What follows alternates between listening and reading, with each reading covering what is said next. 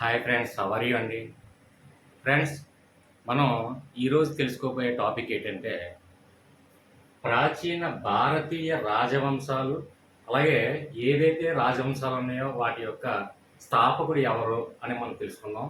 Friends, simple లాజిక్లో చెప్పడానికి నేను ప్రయత్నం చేస్తాను.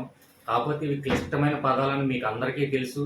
ఆ క్లిష్టమైన పదాలకి కొన్ని సందర్భాల్లో సింక్ అవ్వచ్చు, కొన్ని సందర్భాల్లో నాన్ సింక్ కూడా అవ్వచ్చు. కానీ ఏంటంటే మనకి ఎగ్జామ్ హాల్లో మనకి లాజిక్ గుర్తొస్తే చాలు అని చిన్న ప్రయత్నం, అంటే కంఠస్థ పెట్టకుండా, మనం చదవకుండా, రాయకుండా, పెన్ను పేపర్ కూడా యూజ్ చేయకుండా ఎగ్జామ్ హాల్ పర్పస్లో మనకి లాజిక్ గుర్తొస్తే చాలు ఫ్రెండ్స్. ఇక డైరెక్ట్ క్లాస్కి వెళ్ళే ముందు ఒకే ఒక విషయం ఫ్రెండ్స్. చాలామంది తెలుగు అయితే తెలుగు, మ్యాథ్స్ అయితే మ్యాథ్స్, ఏదైతే సబ్జెక్ట్ ఆ సబ్జెక్ట్ గురించి అడుగుతున్నారు. ఆల్రెడీ యూట్యూబ్లో ఒకసారి చెక్ చేయండి ఫ్రెండ్స్. చూడండి, ఇక్కడ ఛానల్ నేమ్ ఉంది, అలాగే స్పేస్ ఇవ్వండి.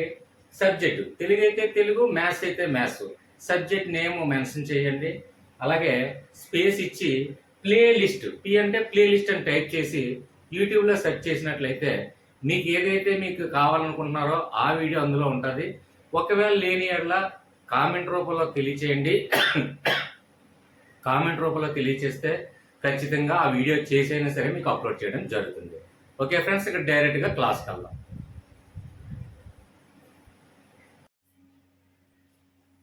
ఫ్రెండ్స్, ఇవి రాజవంశాలు, అలాగే వారి యొక్క స్థాపకులు.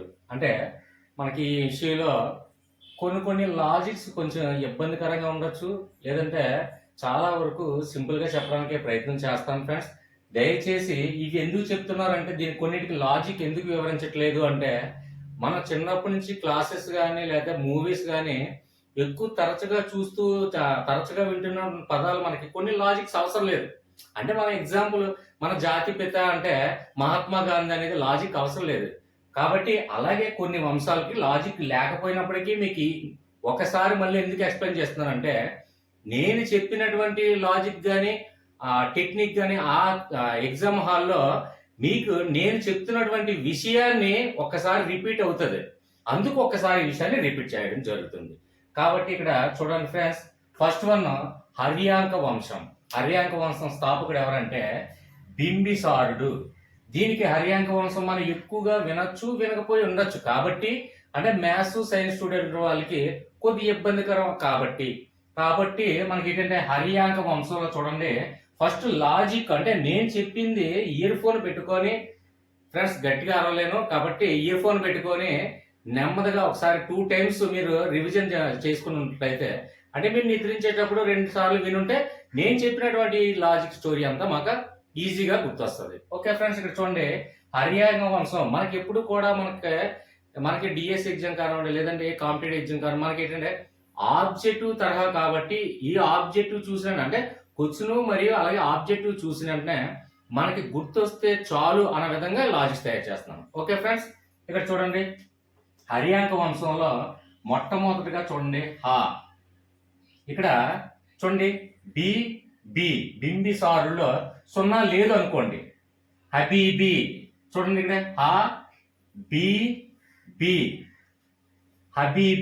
హబీబీ అనేది మనకి చిరంజీవి మూవీలో సాంగ్ కూడా ఉంది. కాబట్టి ఇక్కడ మనకి హర్యాంక వంశం చూసినట్టే, అలాగే ఇచ్చినటువంటి ఆబ్జెక్ట్ లో మనకి బింబిసారుడు కనిపించినట్టే నేను చెప్పినటువంటి లాజిక్ హబీబీ అన్న సాంగ్ ఉంది, అందరూ చూసే ఉన్నారు. కాబట్టి ఈ హబీబీ అనే మనకి ఆ చిన్న లాజిక్ గుర్తొస్తే ఈజీగా మనకి ఇచ్చినటువంటి ఆబ్జెక్ట్ లో ఈజీగా మనం ఫైండ్ అవుట్ చేయగలం. ఓకే ఫ్రెండ్స్, ఇక నెక్స్ట్ వన్ చూద్దాం. ఇక్కడ శైశునాగ వంశం. అలాగే ఈ వంశం యొక్క స్థాపకుడు ఎవరంటే శిశునాగుడు. ఇందులో మనకి లాజిక్ కూడా ఎక్కువ కష్టపడిన అవసరం లేదు. ఇక్కడ శైశు ఉంది, ఇక్కడ శిశు ఉంది. కాబట్టి శైశు నాగవంశానికి అలాగే శిశు నాగుడు. ఇక్కడ చూడండి, నాగవంశము అలాగే నాగుడు అంటే మనం ఎక్కువ కన్ఫ్యూజ్ అవసరం లేదు. శైశు అలాగే శిశు, కాబట్టి ఈజీగా మనం ఎగ్జామ్ హాల్లో గుర్తించగలం. నెక్స్ట్ వన్ చూడండి, ఇక్కడ నందవంశం. చాలా సార్లు మీరు చదివే ఉండొచ్చు, లేదంటే వినే ఉండొచ్చు. నందవంశంలో చాలా గొప్పవాడు ఎవరంటే మహాపద్మనందుడు అండి. ఇక్కడ చూడండి, గొప్పవాడని మనం ఎక్కువ నందవంశం గురించి మనం మాట్లాడుకున్నట్లయితే గొప్పవాడు అంటాం చూడండి. అంటే చాలా ముఖ్యమైన పర్సన్, అంటే ఎక్కువగా ఆరితేరినటువంటి అంటే ఒక అడ్మినిస్ట్రేషన్ లో కానివ్వండి, లేదంటే యుద్ధం తరహా కానివ్వండి, ఆలోచన విధానంలో కానివ్వండి, ఒక గొప్ప వాళ్ళని మనం ఎక్కువగా గుర్తించుకుంటాం. అంటే ఎగ్జాంపుల్ మొఘల్ సామ్రాజ్యం తీసుకున్నట్లయితే అందులో చూడండి అక్బర్ గాని, షాజహాన్ గాని, బాబర్ గాని ఇలాంటి వీళ్ళు అంటే రెండవ బహదూర్ షా ఈ పేర్లు ఎందుకు మనకు గుర్తుండవు అంటే ఎక్కువగా అందులో ఉన్నటువంటి మహా గొప్ప వాళ్ళు అంటే అడ్మినిస్ట్రేషన్ పరంగా కానివ్వండి, లేదంటే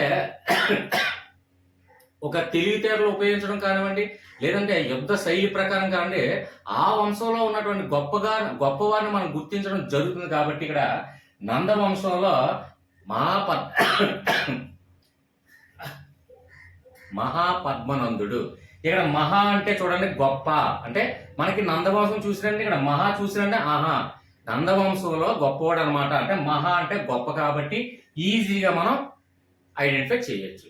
నెక్స్ట్ వన్ చూడండి ఫ్రెండ్స్, ఇక్కడ మౌర్య వంశం. దీని గురించి అసలు ఎవరికి కూడా చెప్పనవసరం లేదు, ఎందుకంటే మౌర్య వంశం అనగానే అనేక రకమైన స్టోరీలు ఎక్కువ ఉన్నాయి. ఎగ్జాంపుల్ గా ఒక సింపుల్ లాజిక్ చెప్తాను చూడండి. మనకి మౌర్య వంశంలో ఉన్నటువంటి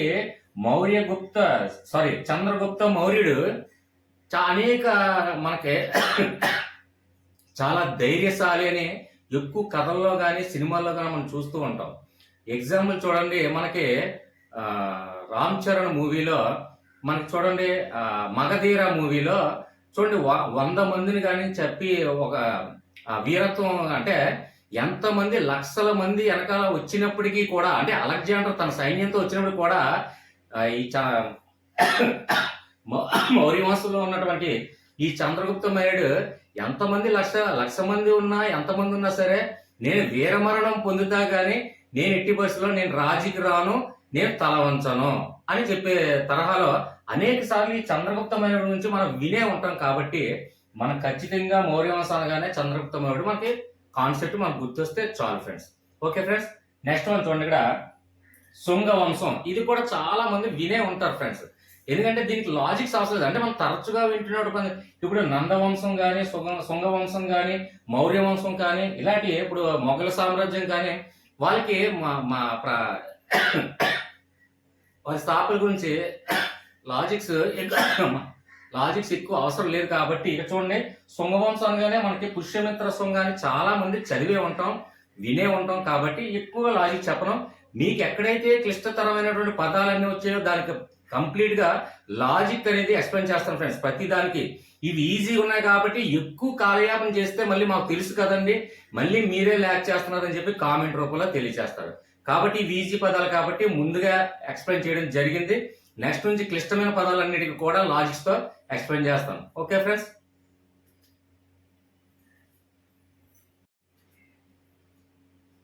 నెక్స్ట్ వన్ చూడండి, ఇక్కడ కణ్వ వంశం. అలాగే స్థాపకుడు ఎవరంటే వాసుదేవ కణ్వ. అయితే సార్ మనకి ఈ కణ్వ వంశం అనగానే అందులో ఆటోమేటిక్ గా ఇచ్చినటువంటి ఆబ్జెక్ట్ లో పేరులో కణ్వ అనేది ఉంది కదండి, మనకి ఈజీగా గుర్తుపట్టచ్చు. అంటే ఈ కణ్వ వంశంలోనే అనేక మంది కణ్వ రాజులు ఉన్నారు కాబట్టి, చక్రవర్తులు ఉన్నారు కాబట్టి వేరే వాళ్ళు వస్తే కూడా మనం ఎలా గుర్తుపెట్టాలనే ఉద్దేశంతో కొన్ని లాజిక్స్ మనం ఉపయోగించడం జరుగుతుంది. అయితే ఇక్కడ కణ్వ అంటే చూడండి, మనకి ఇందులో లాజిక్ చూడండి. కణ్వ అనగానే మనం చాలా మంది వినే ఉంటామండి, కణ్వ మహర్షి అంటే చూడండి, శాకుంతల సినిమా మనం చూసే ఉంటాం. గుణశేఖర్ డైరెక్ట్ లో సమంత హీరోయిన్ గా యాక్ట్ చేసింది. అయితే శాకుంతలం మనకి చూడండి మేనక కుమార్తె. అయితే మన భారతదేశం అన్న పేరు రావడానికి, భరతుడు అన్న పేరు రావడానికి శాకుంతల మూవీ చూస్తే ఈజీగా అర్థమవుతుంది. అలాగే ఈ శకుంతలని మనకి పెంచిన తండ్రిగా కణ్వ మహర్షి అనేది మనకు ఖచ్చితంగా కాన్సెప్ట్ గుర్తు రావాలండి. కణ్వ మహర్షి వాసుదేవుడ భక్తుడండి. అయితే చూడండి, కణ్వ మహర్షి గురించి అనేక సార్లు చాలా మంది పురాణాల్లో కానీ శాస్త్రాల్లో కానీ ఏంటంటే కణ్వ మహర్షి చిట్ట చివరికి శ్రీకృష్ణదేవుడే, వాసుదేవుడన్నా శ్రీకృష్ణ ఒకటే. కాబట్టి ఈ వాసుదేవ భగవానుడు చిట్ట చివరికి శ్రీకృష్ణ అవతారం ఎత్తినంత వరకు ఈ శ్రీకృష్ణుడి యొక్క అవతారాల పురాణాల శాస్త్రాల్లో కానీ ఈ కణ్వ మహర్షికి వాసుదేవకి అనేక సార్లు వివరించడం జరుగుతూ ఉన్నదండి. మీరు తెలిసే ఉండొచ్చు, కొంతమంది తెలియలేని నేను చెప్తున్నాను. కణ్వ మహర్షి, ఇక్కడ కణ్వ వంశం చూసినంటే మనకేం ఐడియా రావాలి? కణ్వ మహర్షి శాకుంతల సినిమాలో శకుంతల సమంతాన్ని పెంచిన తండ్రి కణ్వ మహర్షికి అత్యంత మహిమ కలవాడు, మంచి శక్తివరుడు. అలాగే వాసుదేవ భగవానుడు పూజించడం జరుగుతుంది. అలాగే శ్రీకృష్ణ అవతారం ఎత్తినంత వరకు అన్ని అవతారాల్లో కూడా ఈ కణ్వ మహర్షికి వాసుదేవ భగవానికి అనేక సందర్భాల్లో వివరించడం జరిగే ఉంటుంది. ఇది చాలా మంది తెలిసి ఉండొచ్చు, తెలియపోయి ఉండొచ్చు. కాబట్టి నేను చెప్పినటువంటి ఈ లాజిక్ మనకి ఎగ్జామ్ హాల్లో గుర్తొస్తే టక్మని నేను గుర్తొస్తాను. కణ్వ అనగానే కణ్వ మహర్షి చెప్పారు, శాకుంతల సినిమాలోనే యాక్ట్ చేశారు కదా కణ్వ మహర్షి. ఇందులో ఆబ్జెక్ట్ మనం ఏం చూసామండి, వాసుదేవ కణ్వ అంటే వాసుదేవుడు అంటే శ్రీకృష్ణ భగవానుడు అని మనకి ఈజీగా అర్థమవుతుంది. కణ్వ మహర్షి, శ్రీకృష్ణదేవ మహర్షి, ఈ 2 పాయింట్ల లాజిక్ ఎగ్జామ్ హాల్లో గుర్తొస్తే సరిపోతుంది. ఓకే ఫ్రెండ్స్, నెక్స్ట్ వన్ చూడండి, గుప్త సామ్రాజ్యం. ఇది మనం ఫ్రెండ్స్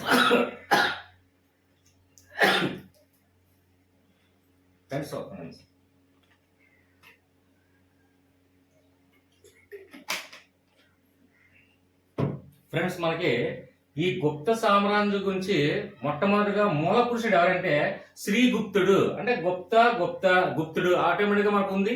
ఇది శ్రీగుప్తుడు. మనం చాలా మంది మనం చదువుకునే ఉన్నాం. హిస్టరీ స్టూడెంట్స్ అయితే తెలియలేదు, మ్యాథ్స్ స్టూడెంట్స్ కి సైన్స్ స్టూడెంట్స్ కొంచెం ఎక్స్ప్లెనేషన్ అంతే. మూల పురుషుడు ఎవరంటే శ్రీగుప్తుడు అండి.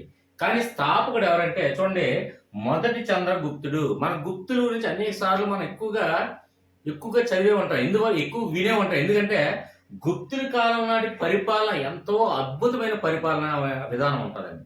అందుకే చాలా వరకు మీరు చూడండి, గుప్తుల కాలం నాటి అడ్మినిస్ట్రేషన్ చాలా రాజ్యాలు కానివ్వండి, అలాగే మన ప్రభుత్వాలు కానివ్వండి, ఎక్కువగా అడ్మినిస్ట్రేషన్ అనేది గుప్తుల కాలం నాటి పరిపాలన విధానాన్ని మనం ఎక్కువ కొనసాగించడం జరుగుతుంది. మీరు అబ్జర్వ్ చేశారో లేదో, అంటే ఇక్కడ గుప్తుల కాలం నాటి మొత్తం ఆ రాజవంశ పరిపాలన విధానం, మంత్రి మండలి కానీ, ప్రధానమంత్రి కానీ, అలాగే ఆ పరిపాలన మండలి కానీ, లేదంటే పన్నులు కానీ, శిస్తులు కానీ గుప్తుల కాలం నాటి పరిపాలన విధానాన్ని మనం ఫాలో అవుతున్నారు చాలా మంది. అది మీరు అబ్జర్వ్ చేసి ఉండొచ్చు, చేయకపోవచ్చు. కాబట్టి ఇక్కడ మొదటి చంద్రగుప్తుడు, శ్రీగుప్తుడు ఈజీగా మనకి గుర్తొస్తే చాలు. కాబట్టి ఎక్కువగా గుప్త సామ్రాజ్యం గురించి ఎక్కువ చెప్పిన అవసరం లేదు. ఓకే ఫ్రెండ్స్, నెక్స్ట్ వన్ చూడండి, ఇక్కడ పుష్యభూతి. ఇక్కడ ఇందులో మనకి మనం ఎక్కువగా వినుండొచ్చు, ఎస్టీ స్టూడెంట్స్ వింటారు, మ్యాథ్స్ స్టూడెంట్స్ కానీ సైన్స్ స్టూడెంట్ కానీ వినుండరు. కాబట్టి ఒక విషయం చూడండి, ఇక్కడ పుష్యభూతి అనగానే ఇక్కడ మన స్థాపకుడు ఎవరు గుర్తు రావాలంటే చూడండి, హర్ష. ఇది ఎలా గుర్తొస్తుంది సార్, ఇందులో ఏంటంటే టెక్నిక్ ఏంటంటే చూడండి, కదా పుష్యభూతి అని మనం చదివేటప్పుడు మన శబ్దం ఏమి వస్తుందండి, పుష్యభూతి. అలాగే సానుభూతి. మన యూట్యూబ్ ఛానల్లో ఎక్కువగా నా ఫేవరెట్ పర్సన్ కూడా ఇక్కడ హర్ష. చూడండి, సాయి హర్ష యూట్యూబ్ ఛానల్లో మీరు చాలా మంది సాయి హర్ష అనే మీరు టైప్ చేసి చూస్తే అనేక వీడియోలు ఉంటాయి. అంటే సానుభూతి ఎక్కువ అండి. ఎక్కడైనా నిరుపేదలు కనిపిస్తే ఆ హర్ష అనే పర్సన్ అక్కడికి వెళ్ళి సాయం చేయడం, సానుభూతి చూపించడం అనేది అనేక వీడియోలో మనం ఈ మధ్యకాలంలో చూస్తూనే ఉంటాం. నా ఫేవరెట్ పర్సన్ కూడా, నేను అతన్ని ఫాలో అవుతూనే ఉన్నాను. కాబట్టి ఇక్కడ చూసినట్టే పుష్యభూతి అనగానే సానుభూతి అనే మనకి స్పష్టంగా మనం ఉచ్చరిస్తున్నప్పుడు శబ్దం వినబడుతుంది. పుష్యభూతి అనగానే మనకి ఎగ్జామ్ హాల్లో ఇదే బిట్ ఇచ్చాడు అనుకోండి, అయితే పుష్యభూతి అనగానే నేను చెప్పినట్టు కాన్సెప్ట్ గుర్తొస్తున్నా చాలు. పుష్యభూతి అనగానే సానుభూతి. సానుభూతి అనగానే యూట్యూబ్ ఛానల్లో మీరు సాయి హర్ష చూడండి, ఎక్కడికి వెళ్ళినా సరే సాయి హర్ష వీడియోలు ఎక్కువ కనబడదు. అంటే సానుభూతితో లేని వాళ్ళకి చాలా మందికి అది అన్ని దానాలు, మనీ అయితే మనీ, లేదంటే చదువు గురించి అయితే చదువు గురించి, లేదంటే ఏ అవసరం అయితే ఆ కష్టాన్ని అక్కడ పర్టికులర్ గా వెళ్ళి మరి ఆదుకున్నవారు సాయి హర్ష. కాబట్టి ఈయనంటే నాకు అభిమానం. కాబట్టి ఈ చెప్పినటువంటి టాపిక్ గుర్తొస్తే మనం చాలు. ఈ హర్ష అనేది సాయి హర్ష అని చాలా మంది యూట్యూబ్ లో మీరు చూడండి, షార్ట్ వీడియోస్ లో కూడా ఎక్కువ కనిపిస్తూ ఉన్నారు. కాబట్టి మీకు ఈజీగా గుర్తొస్తుంది. ఓకే ఫ్రెండ్స్, ఒకవేళ ఈ టాపిక్ హర్ష అనే వాళ్ళు తెలియకపోయినప్పటికీ కూడా నేను చెప్పిన కాన్సెప్ట్ మీకు గుర్తొస్తే ఈజీగా అర్థమవుతుంది. ఓకే ఫ్రెండ్స్, నెక్స్ట్ వన్ చూడండి, పల్లవులు. ఇక్కడ చూడండి, మనకి శబ్దం ఉచ్చరించేటప్పుడు పల్లవులు అంటే పల్లము అంటే డౌన్ కి దిగడం అండి, పల్లము. చాలా మంది వ్యవసాయ కుటుంబాలు చాలా మంది ఉన్నారు. పల్లము అప్పు అంటాం. అప్పు అంటే ఇప్పుడు ఘాటి ఎక్కడన్నా అప్పు అంటాం. అదే డౌన్ కి దిగుతున్నప్పుడు పల్లము అంటే కిందకి దిగడం. కాబట్టి ఎప్పుడు కూడా వీరోచితమైనటువంటి యుద్ధాలలో ఎప్పుడు కూడా వీరులు ఎవరు కూడా డౌన్కి దిగరండి, అంటే క్రిందకి దిగరు, అంటే తల వంచరు. అయితే వీర మరణం అన్న పొందాలి తప్ప ఎట్టి పరిస్థితుల్లో కూడా జరిగినటువంటి యుద్ధంలో మనకి భారతీయ చాలా వరకు మనకు భారతీయ రాజవంశాల్లో చూడండి ఎక్కువ మంది చనిపోవడానికి ఇష్టపడతారు తప్ప వీర మరణం పొందడానికి ఇష్టపడతారు తప్ప వీర మరణం పొందుతారు వీరులు ఎవరున్నా. అంతే అంటారు, వీరులు ఎప్పుడు కూడా వీర మరణాన్ని ఆశిస్తారు కానీ ఎప్పుడు కూడా దాసోహం అవడం కానీ లేదంటే తలవంచడం కానీ జరగని పని అని అంటుంటారు. మనం అన్ని వినే ఉంటాం. కాబట్టి ఇక లాజిక్ గుర్తొస్తే చాలండి. పల్లవులు అనకంటే పల్లము అనే మన కాన్సెప్ట్. నేను చెప్పింది ఎగ్జామ్ హాల్లో ఇదే బిట్టు పడినట్లయితే పల్లవులు చూసినంటే పల్లము అంటే క్రిందకి, అంటే ఎప్పుడు కూడా వీరులు ఎవరో క్రిందకి తల వంచరు. అదే కాన్సెప్ట్ గుర్తొచ్చుకోండి. ఇక్కడ వీర, ఇంకా వీర కుబ్జ ఈ వీర కుబ్జ వర్మ అనేది ఎంత క్లిష్టమైన పదం అయినప్పటికీ మనకి ఏం అనవసరం అండి. అది మన కంఠస్థ పెట్టిన అవసరం లేదు. ఏమి కూడా మనం కంటి చూపుతో మనం ఇలాగా గ్రహించవచ్చు. పల్లవాగా నేను చెప్పిన కాన్సెప్ట్ గుర్తు రావాలి. ఇందులో ఉన్నటువంటి ఆబ్జెక్ట్ లో ఏదైతే మనం చూసామో ఆబ్జెక్ట్ చూసినా ఈ కాన్సెప్ట్ ఎప్పుడైతే మనకి లాజిక్ గుర్తొచ్చిందో ఆటోమేటిక్ గా ఆబ్జెక్ట్ లో మనం చూసేసరికి 4 పేర్లలో ఇందులో వీర అనేది ఎప్పుడైతే కనిపిస్తుందో ఈజీగా ఇంకా వీర కుబ్జ వర్మ ఇలాంటి క్లిష్టమైన పదాలు ఏవి కూడా మనం బట్టి పట్టవసరం లేదు, చదవనవసరం లేదు, నోట్స్ ప్రిపేర్ చేయనవసరం లేదు. నేను చెప్పిన కాన్సెప్ట్ కానీ లాజిక్ కానీ మీకు ఎగ్జామ్ హాల్లో గుర్తొచ్చే విధంగా ఒక 2-3 టైమ్స్ ఇయర్ ఫోన్ పెట్టుకొని నిద్రించండి. అంతే. మీరు పనులు ఏమి చేసుకుంటే అవసరం లేదు, ప్రత్యేకంగా ప్రిపేర్ అవ్వనవసరం లేదు. ఈ టాపిక్ లో అంటే నేను చెప్పిన ప్రతి టాపిక్ మాక్సిమం లాజిక్స్ తోనే టెక్నిక్స్ తోనే చెప్పడం జరుగుతుంది. ఆ విషయం నేను చూసినటువంటి ప్రేక్షకులందరూ వీక్షకులు అందరూ గమనించే ఉంటారు. కాబట్టి దయచేసి మీకు ఎక్కడ అర్థం కాకపోయినా కామెంట్ రూపంలో తెలియచేయండి. నెక్స్ట్ ఆ వీడియో చేయండి, ఈ వీడియో చేయండి చాలా మంది కామెంట్ రూపంలో అడుగుతున్నారు ఫ్రెండ్స్. కాబట్టి అందరి కామెంట్లు కూడా ఒకే వీడియోలో చేయడం సాధ్యపడదు. కాబట్టి ఏంటంటే వాట్సాప్ లో ఎక్కువగా వాట్సాప్ మెంబర్స్ కి ఎక్కువ ప్రిఫరెన్స్ ఇవ్వడం జరుగుతుంది. ఎందుకంటే నేను ఇచ్చినటువంటి ప్రతి వాట్సాప్ గ్రూప్ లో ఉన్నటువంటి నెంబర్స్ కూడా పోలింగ్ కండక్ట్ చేస్తున్నారు. పోలింగ్ లో ఎక్కువ పర్సెంటేజ్ వచ్చిన వీడియో డెఫినెట్ గా ముందు చేయడానికి ప్రిఫరెన్స్ ఇస్తున్నాను. కాబట్టి మీరు కూడా కామెంట్ రూపంలో అంటే ఒక్కరి కామెంట్ రూపంలో ఇస్తే మీరు వీడియో చేయరంటే ఒక్కరి కామెంట్ లో ఇచ్చినా సరే నేను డెఫినెట్ గా వీడియో చేస్తాను. కానీ ఫస్ట్ ఆఫ్ ఆల్ ఏంటంటే గ్రూప్ లో ఉన్నటువంటి సభ్యులందరికీ కూడా నా శ్రేయోభిలాసులు వాళ్ళు నాకు ఎంతో గౌరవ మర్యాద ఇస్తూ నా ఆరోగ్యాన్ని కూడా చాలా చాలా జాగ్రత్తగా చూసుకోండి, మీకు అవకాశం ఉంటే నేను వీడియో చేయను అంటున్నారు. కాబట్టి ఎక్కువ లాభం ఫ్రెండ్స్. అయినా సరే గ్రూప్ సభ్యులకి వాట్సాప్ గ్రూప్ లో పోలింగ్ ప్రతిదీ కూడా ఎనీ సబ్జెక్ట్ పోలింగ్ నిర్వహించడం జరుగుతుంది. ఎవరికి వాళ్ళే పోలింగ్ పెట్టుకోవచ్చు. పెట్టుకున్న తర్వాత కొంచెం ఎక్కువ పర్సెంటేజ్ అంటే ఎక్కువ మంది ఆశిస్తున్నారన్న ఒక ఐడియాతో ఆ వీడియో చేయడానికి ప్రిఫరెన్స్ చేస్తున్నాను. Okay friends, next continue.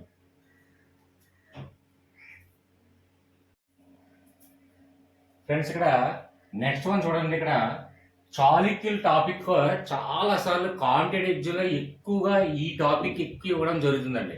మీరు గమనించే ఉంటారు. ఎందువల్ల అంటే మనకి ప్రాచీన రాజవంశాల్లో ఎక్కువగా చూడండి ఇక్కడ చాళుక్యులు, అలాగే పశ్చిమ చాళుక్యులు, అలాగే బాదామి చాళుక్యులు, అలాగే తూర్పు చాళుక్యులు, అలాగే కళ్యాణి చాళుక్యులు, ఈ 5గురు మనం గుర్తు పెట్టుకోవాలి. కాబట్టి కన్ఫ్యూజన్ ఎక్కువ ఉంటుంది అనే ఉద్దేశంతో ఇది అనేక సార్లు కాంపిటేటివ్ ఎగ్జామ్ లో రాజవంశాల గురించి అడిగినట్టే దాని స్థాపకుల గురించి అడిగినట్టే చాళుక్యుల గురించి ఎక్కువ అడగడం జరుగుతుంది.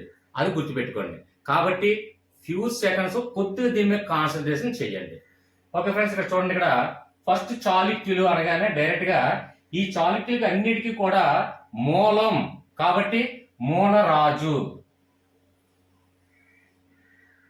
మిగిలిన అన్ని కూడా చాళుక్యుల పేర్లు ఉన్నాయి. అంటే పశ్చిమ చాళుక్యులు, అలాగే బాదామి చాళుక్యులు, అలాగే తూర్పు చాళుక్యులు, అలాగే కళ్యాణ చాళుక్యులు, ఇవన్నిటికీ పేర్లు వేరేగా ఉన్నాయి. కాబట్టి ఇక్కడ చాళుక్యులు అనేది మనకి డైరెక్ట్ గా ఏమి లేదు. కాబట్టి ఇక్కడ మెయిన్ మూలం అంటే మొట్టమొదట అనుకోండి. కాబట్టి మూలరాజు. ఈ 4 చాళుక్యులకు పేర్లు కాకుండా డైరెక్ట్ గా చాళుక్యులు అని పేరిస్తే మూలరాజు అనే పెట్టండి. ఓకే ఫ్రెండ్స్, ఇక నెక్స్ట్ వన్ చూస్తే ఈ చాళుక్యుల్లో మనకి పశ్చిమ చాళుక్యులు. చాళుక్యులు అనేది చాలా ఇంపార్టెంట్ టాపిక్ ఫ్రెండ్స్, దయచేసి కాన్సన్ట్రేషన్ చేయండి. ఇక్కడ చూడండి ఫస్ట్ అక్షరంలో పా, అలాగే ఇక్కడ చాళుక్యుల్లో చ, పచ. పచ అంటే చూడండి మనకి పచ అంటే చాలా మందికి తెలియపోవచ్చు. కాబట్టి నేను చెప్తున్నాను ఫ్రెండ్స్, దయచేసి వినండి, కొద్ది కాన్సన్ట్రేషన్. పచ అంటే అధిపతి అని అర్థం. అధిపతి అంటే చూడండి ఇక్కడ మనకి పచ్చ అంటే అధిపతి, అంటే హైయెస్ట్ పొజిషన్ లో ఉన్న వాళ్ళు అని ఆ సందర్భంలో వస్తుంది. అలాగే ఇక్కడ మనకి ఇచ్చినటువంటి ఆబ్జెక్ట్ లో చూడండి సింహ, అంటే ఫారెస్ట్ కి, అడవికి అధిపతి ఎవరండి? సింహ. కాబట్టి ఈ ఒక్కటే గుర్తుపెట్టుకోండి. Simple logic. ఇక్కడ మనం ఫస్ట్ చూడండి పశ్చిమ చాళుక్యుల్లో, అంటే చాళుక్యుల్లో చా తీయండి, పశ్చిమ కాబట్టి మనకి పాక్షం ఒకటే తీయండి. పచ్చ అనే మీనింగ్ కొంతమంది తెలిసి ఉండొచ్చు, కొంతమంది తెలియపోయిన వారికి నేను ఎక్స్ప్లెయిన్ చేశాను. పచ్చ అంటే మీనింగ్ ఏంటంటే అధిపతి అని అర్థం. అధిపతి. అయితే మనకి ఇక్కడ ఇచ్చినటువంటి ఆబ్జెక్ట్ లో చూడండి జయసింహ అని ఉంది. సింహ ఏంటంటే ఫారెస్ట్ కి అధిపతి, అంటే మృగరాజు అంటాం. కాబట్టి ఫారెస్ట్ కి అధిపతి ఎవరండి? సింహ. అంటే ఇచ్చినటువంటి ఆబ్జెక్ట్ లో ఎప్పుడైతే మనకి సింహ కనిపించిందో ఆటోమేటిక్ గా పశ్చిమ చాళుక్యులు అని ఈజీగా మనం గెస్ చేయండి. ఒక 2 టైమ్స్ నేను చెప్పింది అలా వింటూ ఉంటే నేను చెప్పిన ఈ స్టోరీ మీకు రిపీట్ అవుతుంది ఫ్రెండ్స్ మైండ్ లో. కాబట్టి ఇక్కడ చూడండి పాక్షం చాక్షం, పచ్చ అంటే అధిపతి అండి అర్థం. మామూలుగా మీరు ఎక్కడైనా వెరిఫై చేసి చూడండి, కావాలంటే తెలుగు డిక్షనరీ కానీ ఎక్కడైనా సంథింగ్ వెరిఫై చెక్ చేసి చూడండి. పచ్చ అంటే మీనింగ్ అధిపతి అని వస్తుందండి. అది కొంతమంది తెలిసి ఉండొచ్చు, తెలియపోయి ఉండొచ్చు. తెలిసిన వాళ్ళకి అయితే ఏ ప్రాబ్లం లేదు, తెలియని వాళ్ళకి నేను ఎక్స్ప్లెయిన్ చేశాను అంతే. ఓకే ఫ్రెండ్స్, ఇక్కడ నెక్స్ట్ వన్ చూడండి. చూడండి బాదామి.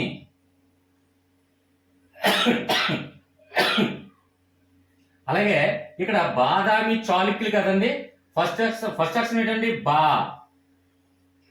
అలాగే ఇక్కడ చాళుక్యులు డైరెక్ట్ రాయలేదండి, ఇక్కడ చాళుక్యులు ఉంది కదండి చా, అంటే బా. ఇందులో ఉన్నటువంటి మొట్టమొదటి అక్షరం, ఇందులో ఉన్నటువంటి మొట్టమొదటి అక్షరం తీయండి. బాచా. బాచా అంటే మీనింగ్ ఏంటంటే చూడండి మనకి ఎవరినైనా ప్రియమైన వారిని మనం బాచా అని పిలుస్తామండి. ఇది అర్థం కూడా కొన్ని బుక్స్ లో మీరు, అంటే అనేక మెటీరియల్లో, కొన్ని మెటీరియల్ ఉండొచ్చు, కొన్ని మెటీరియల్ దొరకపోవచ్చు. కానీ ఒకసారి మీరు సెర్చ్ చేసి చూస్తే ఇక్కడ చూడండి పచా అనేది అధిపతి వస్తుంది. ఇందులో ఫస్ట్ అక్షరం బాచా అనేది కూడా ప్రియమైన వారికి మనం సంబోధించేటప్పుడు బాచా అని పిలుస్తాం. ఎక్కువగా అలాంటి వాళ్ళు ఎవరు ఉంటారండి? చూడండి మనకి ఇక్కడ ఆన్సర్ లో చూసినట్టయితే వల్లభుడు అని ఉంది. వల్లభుడు అంటే చూడండి సకల వల్లభుడు అంటాం. అంటే చూడండి ఎక్కువ మంది సకల కళా వల్లభుడు అని మనం వినే ఉంటాం చాలా మంది. ఇదేంటంటే ఇది ప్రూవెర్బ్ కింద మనం ఉపయోగించుకోవడం జరుగుతుంది. అంటే ఇది ఒక సామెత అనుకోటి పని. సకల కళా వల్లభుడు అంటే అంటే చూడండి ఎక్కువగా మనం చూడండి ఏ సందర్భంలో వాడతాం అంటే ఎవరినైనా మనం ఒక ఫ్రెండ్స్ ని బాతకాన్ని కొట్టేటప్పుడు ఎక్కువ మంది లేడీస్ అంటే ఇలా ఈ విధమైనటువంటి ఆలోచన పరుడిని సకల కళా వల్లభుడు రా, ఆడికి 10 మంది స్నేహితులు ఉన్నారా అంటే మీనింగ్ అక్కడ లేడీస్ ఫ్రెండ్స్ కానీ లవర్స్ కానివ్వండి ఇలా సంథింగ్, అంటే లాజిక్ పరంగా మాత్రమే గుర్తుంచుకోండి. ఇక్కడ ఏంటంటే సకల కళా వల్లభుడు అని అంటుంటాం. కాబట్టి ఆ సకల కళా వల్లభుడు ఏంటి? ప్రియమైన వారికి అందరికీ కూడా సంబోధించడం జరుగుతుంది. ఎక్కువగా ప్రియమైన వారిని, ఎక్కువ మంది ప్రియమైన వాళ్ళు ఉన్న వాళ్ళందరికీ కూడా మనం సరదాగా అంటుంటాం సకల కళా వల్లభుడు అని అంటుంటాం. ఇదే కాన్సెప్ట్ మనం గుర్తిస్తే చాలండి. ఇక్కడ బాచా అంటే బాచా అంటే ప్రియమైన సందర్భాల్లో, అంటే అనేక సందర్భాల్లో ఉపయోగించినప్పుడు కూడా ఎక్కువగా ప్రియమైన వారికి ఎక్కువగా చూసుకునేటప్పుడు ఆ సంబంధించిన మాట్లాడేటప్పుడు బాచా అంటుంటామండి. ఇది కావాలంటే మీరు అర్థం ఎక్కడైనా కొన్ని సందర్భాల్లో మీరు చెక్ చేసి చూడండి, లేదా గూగుల్లో చెక్ చేయండి, మీ ఇష్టం ఎక్కడైనా చెక్ చేయండి, ఒక తెలుగు డిక్షనరీ చెక్ చేయండి, ఎక్కడైనా చెక్ చేస్తే మీకు తెలుస్తుందండి. ఇక్కడ వల్లభుడు అనగా మనకి ఏంటి, నేను చెప్పినటువంటి కాన్సెప్ట్ సకల కళా వల్లభుడు ఇండైరెక్ట్ గా చెప్పాను ఫ్రెండ్స్, దయచేసి అర్థం చేసుకోండి పాజిటివ్ గా. కాబట్టి ఇక్కడ వల్లభుడు అనగానే సకల కళా వల్లభుడు అంటే ఎక్కువ మంది ప్రియమైన వారు కలిగి ఉన్నారని ఈజీగా మీకు ఇండైరెక్ట్ గా చెప్పాను. కాబట్టి ఈజీగా ఆ పాయింట్ గుర్తొస్తే చాలు. నెక్స్ట్ వన్ చూడండి ఫ్రెండ్స్ ఇక్కడ. అలాగే తూర్పులో ఫస్ట్ అక్షరం, ఈ చాళుక్యుల దగ్గరికి వచ్చేసి ఫస్ట్ అక్షరం చూడండి తూర్పు తూ. ఇక్కడ అలాగే చాళుక్యుల్లో చా అక్షరం తీయండి. తూచా. తూచా అంటే మనకు అందరికీ తెలుసు, తూచా తప్పకుండా పాటించడం జరుగుతుంది. ఏదైనా నేను ఒక ఎగ్జాంపుల్ గ్రూప్ లో ఏదైనా పోలింగ్ పెట్టినా లేదంటే ఏదైనా ఒక సలహా కానీ అడ్వైజ్ కానీ ఇస్తే గ్రూప్ సభ్యులందరూ కూడా నా మాటకి ఎంతో గౌరవాన్ని విలువనిచ్చి తూచా తప్పకుండా చెప్పిన పని నిర్వహించడం జరుగుతుంది. ఇది వాట్సాప్ గ్రూప్ లో ఇది వాస్తవం. నేను చెప్పింది స్టోరీ కానివ్వండి లేదంటే మమ్మల్ని సరదా కానివ్వండి. కాబట్టి తూచా అంటే మాకు అలాగా తెలుసు. కాబట్టి ఇందులో ఇచ్చినటువంటి దాంట్లో చూడండి కొబ్జ విష్ణువర్ధనుడు. విష్ణు అంటే చూడండి, విష్ణు అంటే శ్రీకృష్ణుడు మనకి ఎలాగా తెలుసు. కాబట్టి మీకు ఎక్కువగా ఆబ్జెక్టివ్ లో కన్ఫ్యూజ్ అయ్యే విధంగా ఎక్కువ ఉండవు. ఒక పేరుకి ఎటువంటి సంబంధం లేకుండానే ఉంటాయి. ఇది మెంటల్ ఎబిలిటీలో కానీ, అర్థమెటిక్ కానీ, రీజనింగ్ కానీ, అలాగే ఇయర్స్ ఐడెంటిఫై చేసే సందర్భంలోనే మనకి కన్ఫ్యూజ్ గా 1 by 1 సింక్ అయి ఉంటాయి. కాబట్టి ఇందులో ఎటువంటి సింక్ అయ్యి ఉండవు, మీకు ఎటువంటి ప్రాబ్లము ఉండదు. కాబట్టి ఇక్కడ చూడండి, తూచా ఇక్కడ విష్ణు అనగా ఎవరండి? శ్రీకృష్ణుడు, అంటే కృష్ణుడు. మహాభారత సంగ్రామం మొత్తం పాండవులు 5గురు అయినప్పటికీ కూడా, కౌరవులు 100 మంది, కౌరవులు వెనకాతల కొన్ని లక్షల మంది ఉన్నప్పటికీ కూడా ఈ 5గురిని శ్రీకృష్ణ భగవానుడు, అంటే శ్రీకృష్ణుడు ఏది చెప్తే అది తూచా తప్పకుండా ఈ 5గురు పాండవులు పాటించడం వల్ల ఆ మహాసంగ్రామంలో విన్ అయ్యారు. కాబట్టి ఇక్కడ చూడండి, దీనికి మనకి ఏంటంటే ఒక సబ్జెక్ట్ కి మనకి అంటే లాజిక్ మనకు గుర్తొస్తే చాలు, అంతే. ఏమి కంటస్తా పెట్టుకోండి. చూడండి, కొబ్జ విష్ణువర్ధన్, ఈ పేర్లు ఎంత క్లిష్టమైన. ఫ్యాన్ వేసుకుంటే ఎక్కడ డిస్టర్బెన్స్ అవుతుందో చూడొచ్చు, చెమటలు మొత్తం వచ్చేస్తున్నాయి. కాబట్టి దయచేసి ఫ్యూ మినిట్స్ నా మీద కాన్సన్ట్రేషన్ పెట్టండి, లాగ్ అనుకోకండి ఫ్రెండ్స్ దయచేసి. అయితే చూడండి, తూచా తప్పకుండా పాండవులు మహాభారత సంగ్రామంలో కృష్ణుడి యొక్క మాట విన్నారు. అంటే కృష్ణుడి మాట తూచా తప్పకుండా పాండవులు పాటించారు కాబట్టి మహాభారత సంగ్రామంలో విజయం పొందారు. ఈ లాజిక్ గుర్తొస్తే మనకు చాలు. కాబట్టి తూచా, ఈ చాళుక్యులో మాత్రమే ఈ విధంగా నేను అంటే మనకి ఏ సందర్భంలో ఎలా లింక్ అయితే అలా సింక్ చేయడం జరుగుతుంది. కాబట్టి ఇది వెరీ ఇంపార్టెంట్. ఎందుకంటే అన్నీ కూడా సింగిల్ వర్డ్సే ఉన్నాయి. కానీ ఈ చాళుక్యుల దగ్గరికి వచ్చేసరికి 5గురు చాళుక్యులు ఉన్నాయి కాబట్టి ఎక్కువ కన్ఫ్యూజన్ ఎక్కువ ఉంది. కాబట్టి ఎక్కువ ఎగ్జామ్ లో ఇది ఇవ్వడం జరుగుతుంది. చాళుక్యుల గురించి అనేక సార్లు బాదామి చాళుక్యులు, పశ్చిమ చాళుక్యులు కూడా చాలా సార్లు ఇవ్వడం కూడా జరిగింది. మీరు చూసే ఉంటారు ప్రీవియస్ పేపర్స్ కానీ, లేదంటే ఎనదర్ కాంపిటేటివ్ ఎగ్జామ్స్ కానీ అనేక సార్లు ఇవ్వడం జరిగింది. కాబట్టి దీని గురించి కొద్దిగా ఎక్కువ ఎక్స్ప్లెనేషన్ ఇచ్చారు. ఓకే ఫ్రెండ్స్, ఇక్కడ నెక్స్ట్ వన్ చూస్తే కళ్యాణి. ఆల్రెడీ ఇందులో గ్రూప్ లో ఈ కళ్యాణి చాళుక్యులు అనేది అడగడం జరిగింది. గ్రూప్ లో అనేక మంది, చాలా మంది ఏంటంటే తైలప్పుడు అని చెప్పేసి ఆల్రెడీ మనకి ఎక్స్ప్లెనేషన్ చెప్పడం జరిగింది.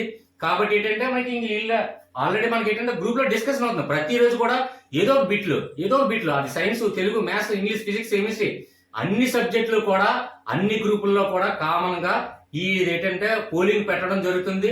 మీరు ఏంటంటే ప్రాక్టీస్ చేసినట్టు కూడా ఉంటుందనే ఉద్దేశంతో. ఓకే ఫ్రెండ్స్, ఇందులో చూడండి, ఇక్కడ దీనికి కూడా లాజిక్ అంటే కొందరు తెలియని వాళ్ళకి, గ్రూప్ లో లేని సభ్యులు, వీక్ సభ్యులకి నేను ఎక్స్ప్లెయిన్ చేస్తున్నాను. ఇక్కడ కళ్యాణి చాళుక్యులు.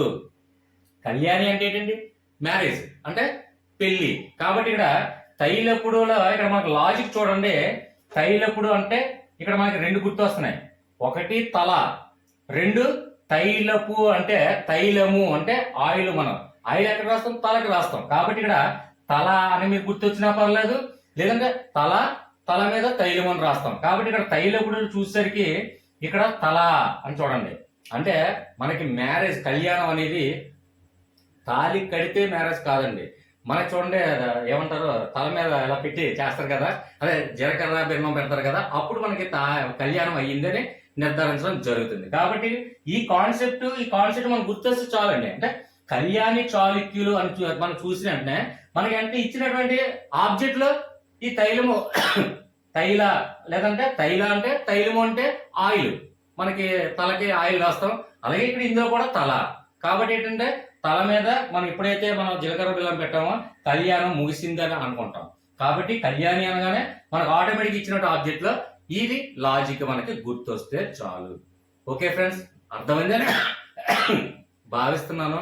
దయచేసి ఎక్కడ అర్థం కాకపోయినా, ఏ సబ్జెక్ట్ అయినా సరే నేను ఎన్నోసార్లు చెప్పడం జరిగింది. ఇది అవిషా సోనిషా ఆల్ ఇన్ వన్ ఛానల్ అని కూడా చాలా సార్లు చెప్పడం జరిగింది. ఈ సబ్జెక్ట్ లో డౌటే చెప్తారా, ఆ సబ్జెక్ట్ లో డౌట్ చెప్పరా అంటే అన్ని సబ్జెక్టులు కూడా వీడియో చేయడం జరుగుతుంది. కాకపోతే ప్రతిదీ వీడియో అలాగా 1 by 1 చేయడం జరుగుతుంది. కాబట్టి లేని వీడియోలు చేయడం జరుగుతుంది. వాట్సాప్ లో వ్యవహరించండి, లేదంటే కామెంట్ లో తెలియచేయండి. ఓకే ఫ్రెండ్స్, కామెంట్ లో ఎప్పుడు కూడా నేను ప్రతి ఒక్కరికి నేను వీడియో చేసే ముందు ప్రతి ఒక్క కామెంటరీకి నేను రెస్పాండ్ అయిన తర్వాత వీడియో చేయడం జరుగుతుంది. అందరు వీడియోలాగా నేను కామెంట్స్ ఇవ్వండి అని చెప్పి రెస్పాన్స్ ఇవ్వకుండా ఉండను, అది గమనించండి. కంటిన్యూ.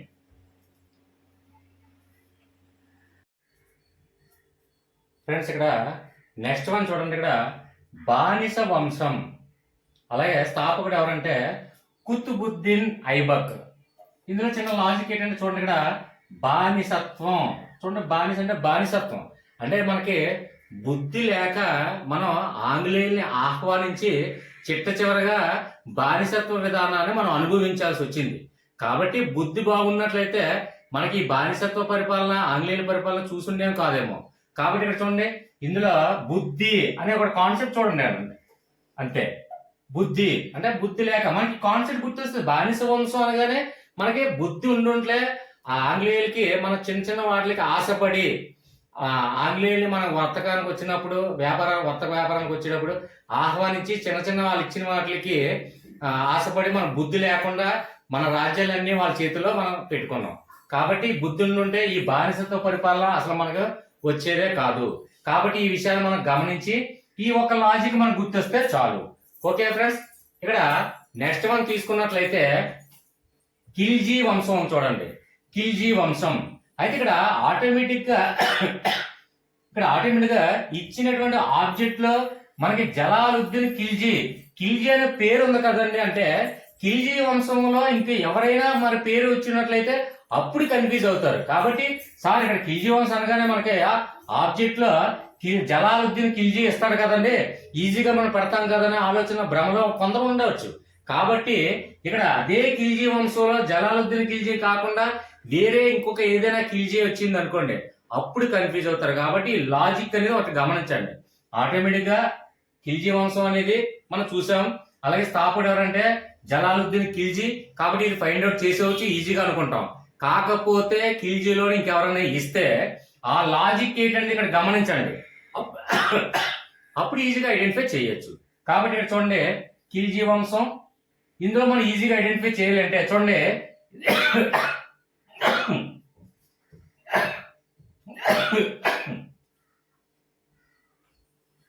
చూడండి ఫ్రెండ్స్, ఇక్కడ జలాలుద్దీన్ అంటే ఖిల్జీ వంశంలో మనకి జలాలుద్దీన్ అనే నేమ్ని మనం లాజిక్ గా గుర్తు పెట్టుకోవాలి. అంటే జలాలుద్దీన్ ఏంటి సార్, మనకి ఏంటి ఎలా గుర్తు పెట్టుకోవాలని ఇంకొక చిన్న ఆలోచన రావచ్చు. అయితే చూడండి, ఏపీజే అబ్దుల్ కలాం పేరు ఎవరికి తెలియకపోవడం ఉండదు, ఆ వ్యక్తి గురించి తెలియని వారు ఎవరో ఉండరు. అలాగే ఆయన మాజీ రాష్ట్రపతి, అలాగే మంచి శాస్త్రజ్ఞుడు, మంచి ప్రొఫెసర్ అని అందరికీ తెలుసు. కాబట్టి భారతదేశ అత్యున్నత పదవి అయినటువంటి రాష్ట్రపతి పదవి అంటే మనకి అదే అత్యున్నత పదవి. అంటే మన రాజ్యాంగంలో అత్యున్నత పదవి ఏదంటే రాష్ట్రపతి అని చెప్పుకోవడం జరుగుతుంది. కాబట్టి జలాలుద్దీన్ ఖిల్జీలో అంటే ఖిల్జీ వంశంలో మరి ఎవరిచ్చినప్పటికీ కూడా అత్యున్నత అధికారి అయినటువంటి జలాలుద్దీన్. సార్ ఇది ఎందుకు వచ్చింది అంటే ఏపీజే కలాం అంటే అబుల్ పకీర్ జలాలుద్దీన్ కలాం. అందులో జలాలుద్దీన్ అని చూడండి, ఏపీజే, జే అంటే జలాలుద్దీన్. కాబట్టి అత్యున్నత పదవి అధిరోహించారు. కాబట్టి ఇక్కడ ఖిల్జీ వంశం వచ్చేసరికి మొట్టమొదటిగా స్థాపకుడు అని మాకు ఐడెంటిఫై వస్తే మనకి ఈజీ గుర్తుపడేయచ్చు. ఓకే ఫ్రెండ్స్, లాజిక్ అర్థమైందని ఒకటికి 2 సార్లు ఎందుకు చెప్తున్నానంటే నేను చెప్పిన మైండ్ లో ఫిక్స్ అవ్వాలి అనే ఉద్దేశంతో చెప్పడం జరుగుతుంది. ఓకే ఫ్రెండ్స్, నెక్స్ట్ వన్ చూడండి, తుగ్లక్ వంశం. ఇక్కడ కొంచెం ఎక్కువ ఎక్స్ప్లెనేషన్ ఇవ్వాల్సి వస్తుందేమో అనుకుంటున్నాను, ఎందుకంటే కొందరు తెలియకపోవచ్చు. కొందరు ఎక్కువగా తుగ్లక్ వంశం అనేది అనేకసార్లు ఇవ్వడం జరిగింది. అయితే ఇక్కడ ఎక్కువ మంది ఏమంటారు అంటే తుగ్లక్ వంశం అనగానే మొట్టమొదటిగా ప్రతి ఒక్కరికి వచ్చినటువంటి ఆలోచన ఏంటంటే మహమ్మద్ బిన్ తుగ్లక్, ఆయన్నే పిచ్చి తుగ్లక్ అని అంటుంటారు. ఇది ఎక్కువ మంది వినే ఉంటారు. సారీ ఫ్రెండ్స్, కొంచెం నీరసంగా ఉండడం వల్ల కొంచెం అది కూడా దగ్గు, ఇంకా థ్రోట్ ఇన్ఫెక్షన్, గట్టిగా అరవలేకపోతున్నాను. అయినా సరే ఫ్యాన్ ఆపి కూడా సౌండ్ కొంచెం వినబడుతుందని ఈ ప్రయత్నం కొంచెం అర్థం చేసుకోండి ఫ్రెండ్స్, రిక్వెస్ట్ అది. అయితే ఇక్కడ తుగ్లక్ వంశం అనగానే మనకి మహమ్మద్ బిన్ తుగ్లక్ అని వస్తుంది. ఆ మహమ్మద్ బిన్ తుగ్లక్ ని ఎక్కువ పెడుతుంటారు. కాకపోతే మహమ్మద్ బిన్ తుగ్లక్ చేసిన పని ఏంటంటే చిన్న తెలుసుకుందాం. మహమ్మద్ బిన్ తుగ్లక్ ఏంటంటే చూడండి, మనకి ఆయన యొక్క పరిపాలనలో అనేక సార్లు రాజధాని ఇక్కడ నుంచి అక్కడికి, అక్కడ నుంచి ఇక్కడికి, ఇక్కడ నుంచి అక్కడికి, వేరే వెకేషన్కి వెళ్తేప్పుడు ఎలా మారుతుంటామో అలాగే రాజధాని ఎక్కువగా మార్చినటువంటి పర్సన్. ఒక రాజధాని ఇక్కడ నుంచి అక్కడికి, అక్కడ నుంచి ఇక్కడికి, ఇక్కడ నుంచి అక్కడికి మారిస్తే ఎంత వ్యయం అవుతుందండి, ఎంత ఖర్చు అవుతుంది, అలాగే ఎంత ప్రయాసంగా అవుతుంది, ఎంతమంది నష్టపడాలి. కాబట్టి అవన్నీ ఆలోచించేవారు కాదండి.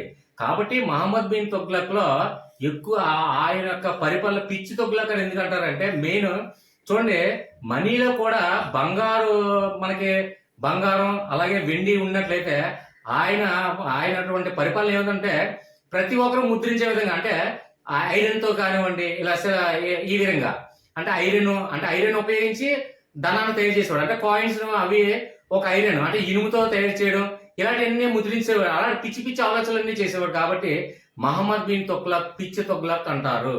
కాబట్టి మహమ్మద్ బిన్ తుగ్లక్ మనకి ఆ టాపిక్ తెలిస్తే యాత్ర లేదు, తెలియదు కాబట్టి ఎక్స్ప్లెయిన్ చేశాను.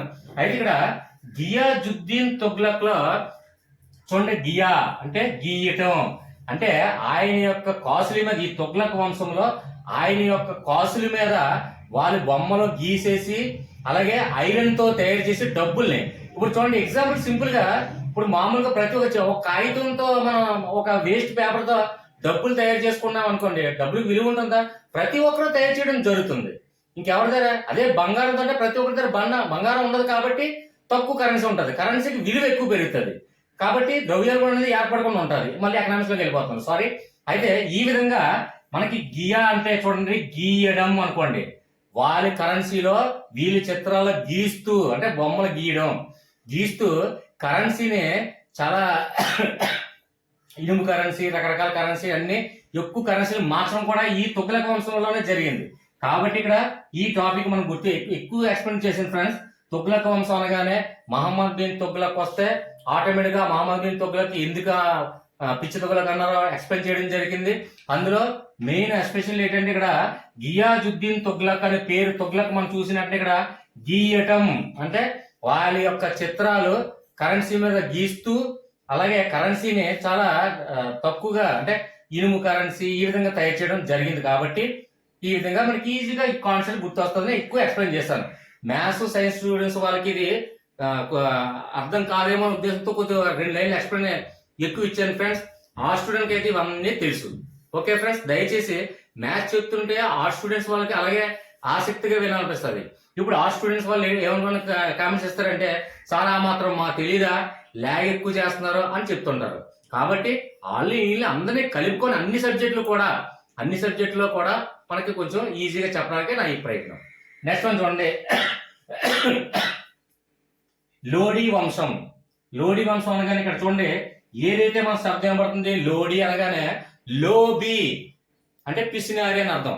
ఇక్కడ లోడీ శబ్దం మనం పలుకుతున్నప్పుడు లోబీ ఫస్ట్ అక్షరం లో, అలాగే ఇక్కడ నెక్స్ట్ అక్షరం బా, అంటే బా అంటే బి అనుకోండి పోనీ, లోబీ. కాబట్టి బహుళా లోడీ అంటే సికిందర్ లోడీ, బహుళా లోడీ, ఎంతమంది లోడీ వంశస్థుల్లో మనకి పేర్లు మార్చినప్పటికీ కూడా ఇక్కడ లోడీ అనగానే లోబీ అంటే ఫస్ట్ లో అక్షరం అంటే లోడీ వంశం, అలాగే బి అక్షరం అంటే బహుళాల మీద వస్తుంది. కాబట్టి ఈజీగా కాన్సెప్ట్ అనేది అది ఈజీగా, కాబట్టి ఎక్కువ ఎక్స్ప్లెనేషన్ ఇవ్వాల్సి లేదు. Okay friends, continue.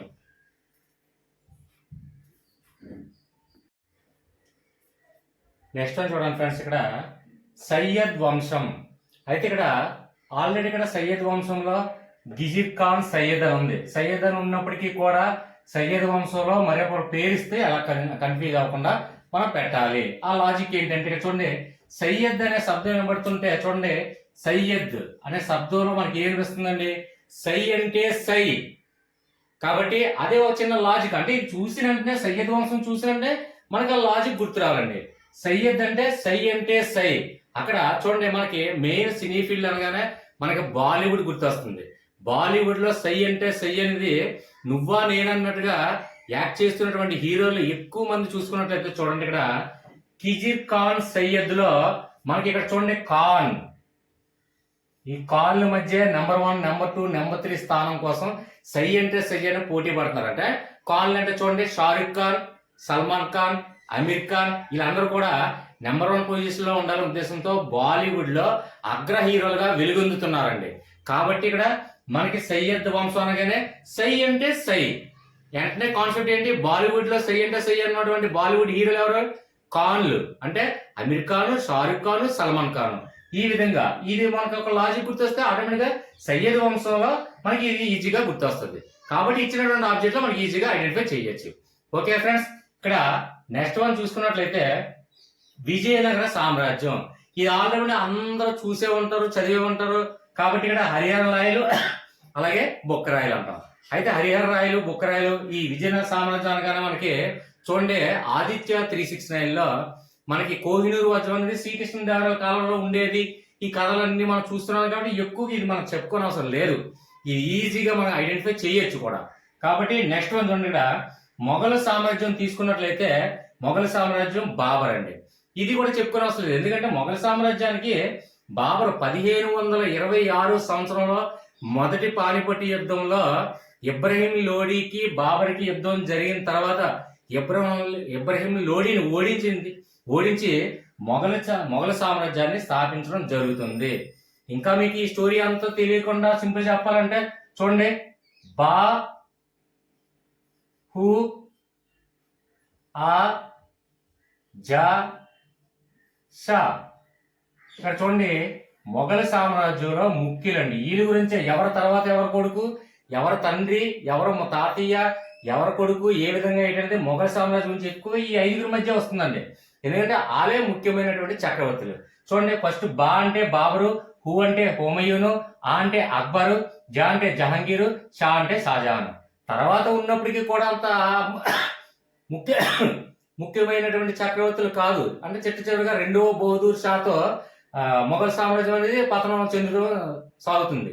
అయితే మనకి ఇందులో ముఖ్యమైనటువంటి ఫస్ట్ ఎవరంటే బాహు అజషా, ఈ కోడ్లో బా అంటే బాబరు.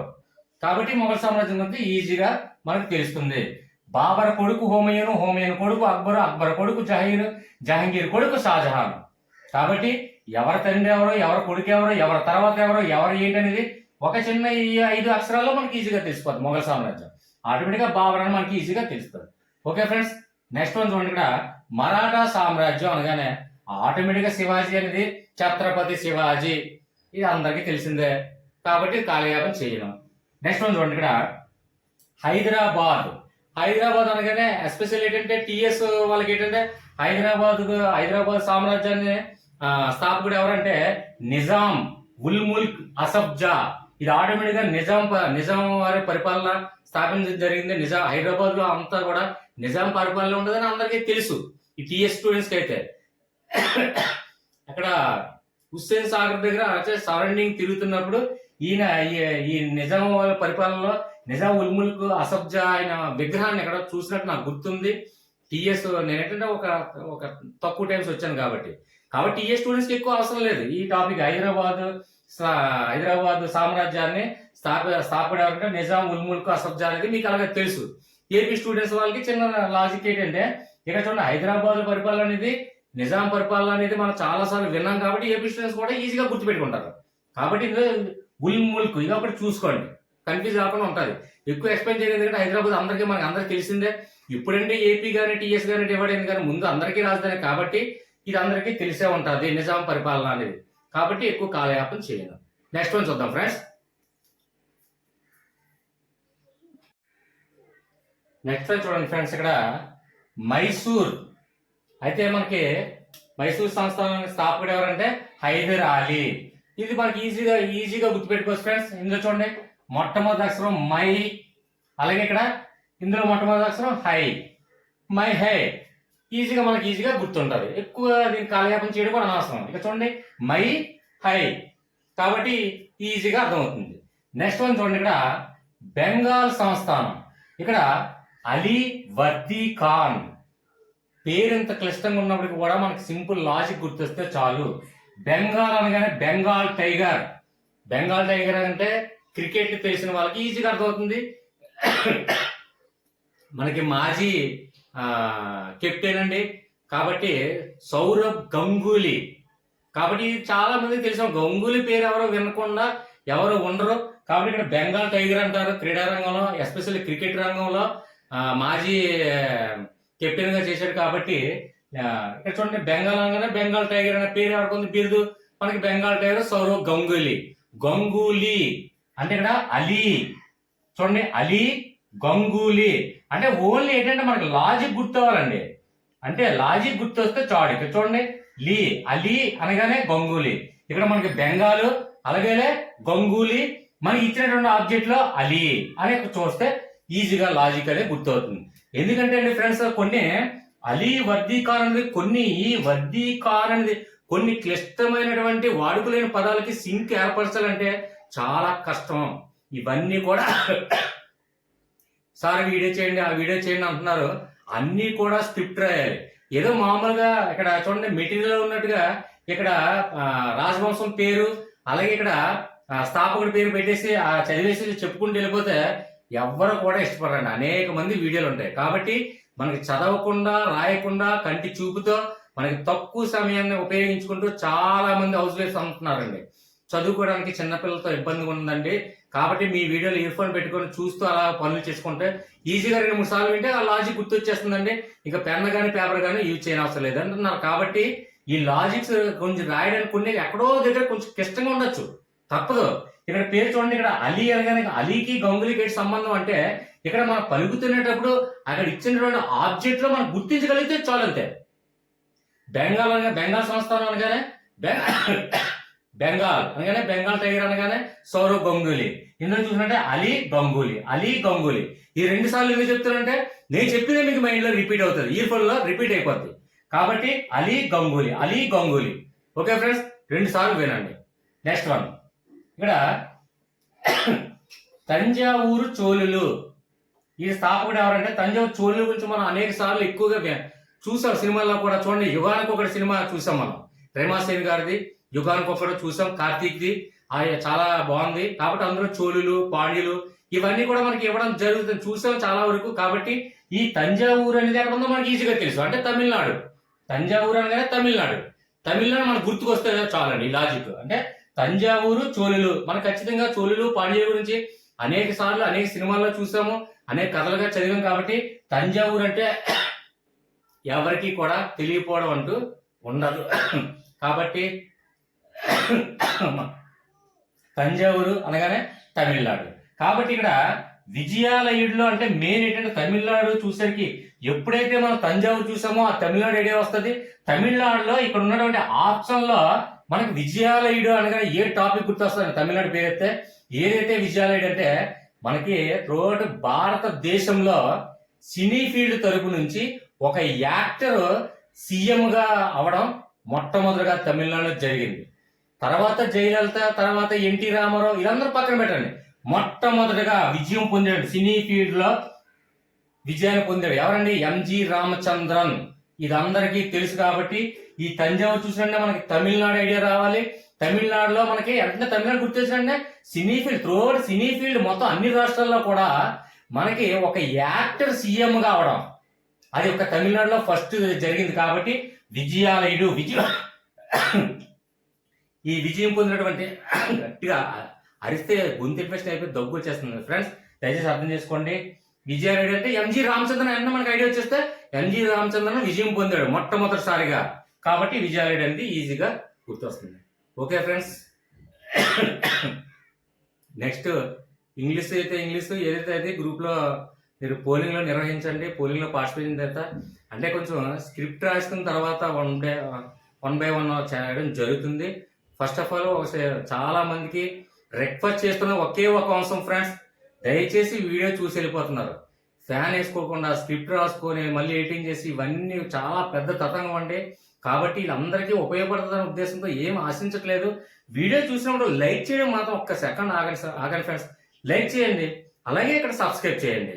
దయచేసి ఆ ఒక్క విషయం నన్ను సపోర్ట్ చేస్తే మరిన్ని ఇంకా ఎక్కువగా మీ పాజిటివ్ మెసేజ్ చూసి ఇంకా ఎక్కువ వీడియోలు చేయాలి, ఇంకా ఎక్కువ టెక్నిక్స్ ఉపయోగించాలి, ఎలా సింపుల్ గా వీళ్ళకి ఎలా చెప్పాలి అన్న ఉద్దేశంతో ఆలోచిస్తూ ఉంటాను ఫ్రెండ్స్. దయచేసి please support me, please like and share and subscribe please. Thank you very much. మరిన్ని వీడియోలో ముందుకు వస్తాను. Thank you very much friends.